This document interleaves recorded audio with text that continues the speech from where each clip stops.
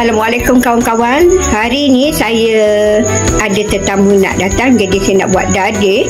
Dadih kali ini dadih strawberry. Saya menggunakan serbuk dadih buah-buahan. Saya nak dia nampak kelihatan pekat sedikit, jadi saya menggunakan air sebanyak 2,600.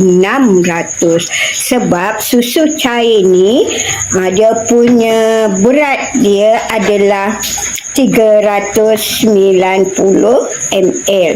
Jadi air 3,000 ni saya kurangkan 400, jadi saya menggunakan 2,600. Okey, kita masukkan air 1,000, 2,000, 600 ml.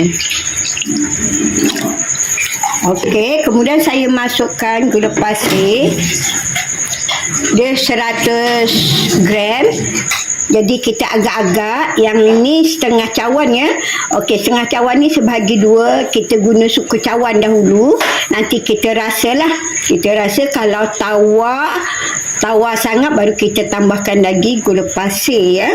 Okey, kemudian bolehlah kita buka api. Dan kita tunggu sehingga air ini mendidih lah ya. Okey, dah mendidih, kita perlahankan api. Kemudian kita tuangkan susu cair 1 tin.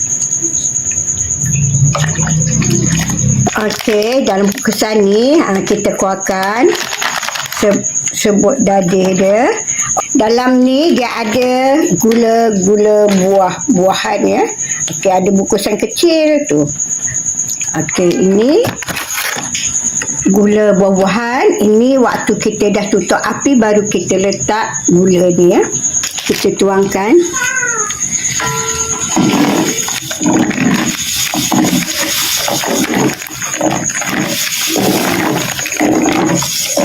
Sedikit ya. Kalau dah mendidih, kita tutuplah api. Okey, dadih kita sudah mendidih. Okey, kita tutup api dulu. Kemudian baru kita tuangkan serbuk gula buah-buahan ya. Okey. Kita kacau. Bagi rata.